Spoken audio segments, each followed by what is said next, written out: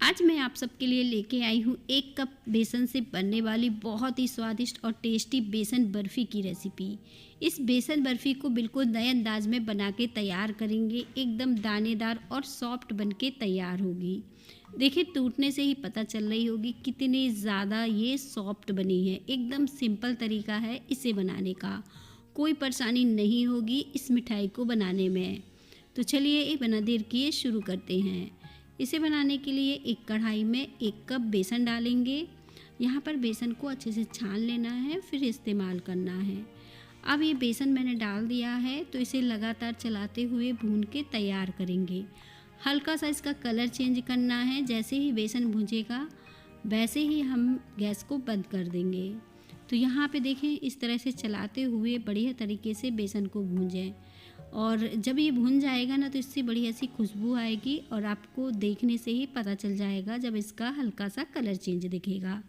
इस मिठाई को आप बना के स्टोर कर सकते हैं क्योंकि सर्दियों में खाने में बहुत ही टेस्टी लगती है। सबसे अच्छी बात है ये घर के ही कुछ सामान से बन के तैयार हो जाती है, खाने में भी बहुत टेस्टी बनती है, तो आप इसे बना के रख सकते हो। आप देखें इसे आप नए साल पे भी बना सकते हो क्योंकि नया साल आ रहा है, कुछ ना कुछ मीठा घर पे होना ही चाहिए, तो उस समय भी आप इस मिठाई को बना के रख सकते हो। और बस अब देखें बेसन हमारा भुंज के तैयार ही हो गया है, कुछ ही टाइम लगा और बढ़िया से ये बेसन भुंज गया है। इससे ज़्यादा इसे नहीं भूंजना है, हल्का सा ही मैंने कलर चेंज किया है। अब गैस को बंद करेंगे और इस बेसन को हम किसी बर्तन में निकाल लेंगे क्योंकि कढ़ाई हमारी गर्म है तो ये बेसन जले नहीं नीचे से।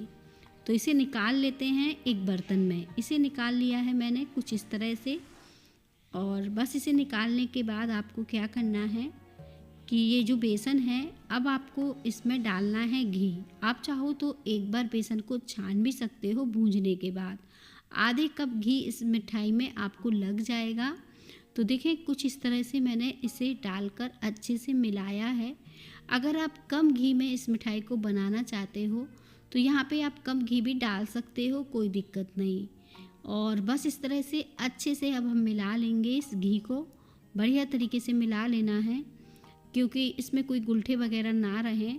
तो इस तरह से मैंने अच्छे से इसे फेंट के तैयार किया है और बेसन तो हमारा भूंज ही चुका था तो दोबारा से भूनने की ज़रूरत नहीं है।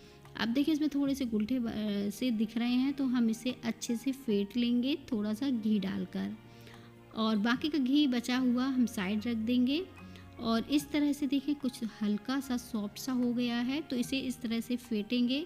इससे हमारी बर्फ़ी भी एकदम सॉफ्ट मुलायम बनेगी और इसमें जो दाना है वो भी अच्छे से मिक्स हो जाएगा। तो थोड़ी 2 से 3 मिनट के लिए इसे इसी तरह से चलाते हुए फेंट के तैयार किया है। अब इसे साइड रखेंगे। इसी कढ़ाई को दोबारा से लेंगे, आधे कप चीनी लेंगे। यहाँ पे अब चीनी में हम डाल देंगे पानी, तो जितनी चीनी है उसका आधा पानी डालना है। और देखिए कुछ इस तरह से चीनी को भीग जाना चाहिए, बहुत ज़्यादा पानी की ज़रूरत नहीं है। अब हम इस तरह से चीनी को चला देंगे ताकि ये अच्छे से घुल जाए। 2 से 3 मिनट में ही ये घुल जाएगी, टाइम नहीं लगेगा जब आप इसे इस तरह से चलाते रहेंगे।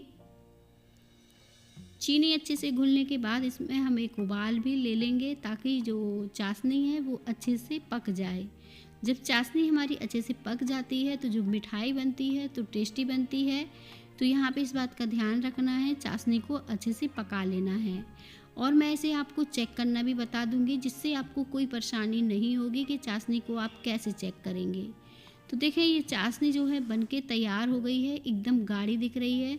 तो आप किसी प्लेट के ऊपर डालिएगा। देखें इसको जल्दी बहना नहीं चाहिए, जब इस तरह से डालें आप देखें जल्दी बह नहीं रही है, थोड़ा बहुत तो इधर उधर हो रही है लेकिन ऐसा नहीं है कि मैंने थाली के ऊपर डाली और एकदम बहने लगी। तो इस तरह से चाशनी आप चेक कर सकते हो, उंगलियों की सहायता से भी चेक कर सकते हो, एक तार इसमें आना चाहिए। तो देखें जो बेसन था अब हम इसे डाल देते हैं इसी कढ़ाई में। तो चाशनी के साथ बेसन को डाल देना है और इसे अच्छे से मिक्स कर लेना है। अब आपको बिल्कुल भी समय नहीं लगेगा, आप चाहो तो यहाँ पे गैस को बंद कर दो और सारी चीज़ों को बढ़िया से मिला लो क्योंकि अब गैस की ज़रूरत नहीं है। थोड़ा सा मैंने ऊपर से भी घी डाल दिया है ताकि इसका फ्लेवर बहुत ही अच्छा आए।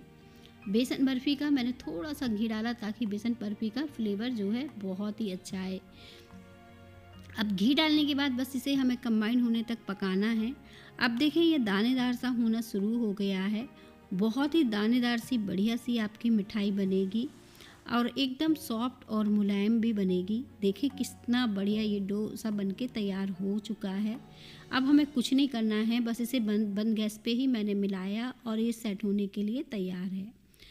तो यहाँ पे देखिए लंच बॉक्स कोई भी ले लीजिए आप, या फिर केक टिन ले लीजिए बर्फ़ी को सेट करने के लिए। बटर पेपर लगा दीजिए या फिर तेल या घी से ग्रीस कर लीजिए। तो यहाँ पे देखिए मैंने ग्रीस कर लिया है। जैसे ही ये ग्रीस हुआ मैंने इसे डाल दिया है। इस बर्फ़ी को अच्छे से सेट करने के लिए हमें छोड़ना होगा। 10 से 20 मिनट लग जाएंगे इस बर्फ़ी को सेट होने में। तो यहाँ पे देखें कितनी दानेदार और बढ़िया ये बर्फ़ी जो है बन के तैयार होने वाली है। कुछ इस तरह से आपको दिख रही होगी। बहुत ही टेस्टी लगती है। घर के ही सामान से ये बनके तैयार होती है। सबसे अच्छी बात ये है कि बेसन बर्फ़ी हो या लड्डू हो सभी को बहुत पसंद आते हैं।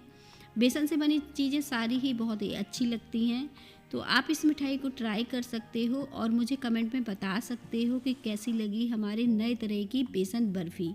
एकदम परफेक्ट सी सेट होती है, कोई परेशानी नहीं होती है और इसी तरह से जब छोड़ देंगे तो ये बढ़िया सी सेट हो जाएगी। सेट होने पर आपको बहुत ही बढ़िया ये दिखेगी। कुछ ही देर में देखें बढ़िया से ये सेट हो जाएगी। तो जो बटर पेपर हमने लगाया था उसी की मदद से हम इसे निकाल लेंगे। आप चाहो तो इस तरह से पलट के भी निकाल सकते हो। इसे निकालने के बाद हम इसे पीसेस में कट करेंगे। ये देखें अच्छे से ये सेट हो चुकी है। अब इसे कट कर लेते हैं। तो आपको जैसे पीस पसंद हो वैसे कर सकते हो। मैं यहाँ पे कुछ चौकोर पीस में इसे कट कर रही हूँ। मैंने कुछ इस तरह से निशान लगाया और फिर चाकू चला दिया और ये बहुत ही सॉफ्ट और मुलायम थी, तो बहुत ही जल्दी कट रही थी, कोई परेशानी नहीं हुई। अब बेसन बर्फ़ी को आप सिंपल भी रख सकते हो या फिर एक एक काजू रख सकते हो या बादाम से सजा सकते हो। एकदम सॉफ्ट मुलायम दानेदार सी आपकी बेसन बर्फ़ी घर पे बनके तैयार है। अब मैं इसे तोड़ के दिखा देती हूँ आपको कितनी ज़्यादा ये सॉफ्ट और मुलायम बनी है। देखिए कितनी जल्दी ये टूट रही है। अंदर से बहुत ही सॉफ्ट है और बहुत ही बढ़िया है। आज की रेसिपी आप सबको अच्छी लगे तो रेसिपी को लाइक करिएगा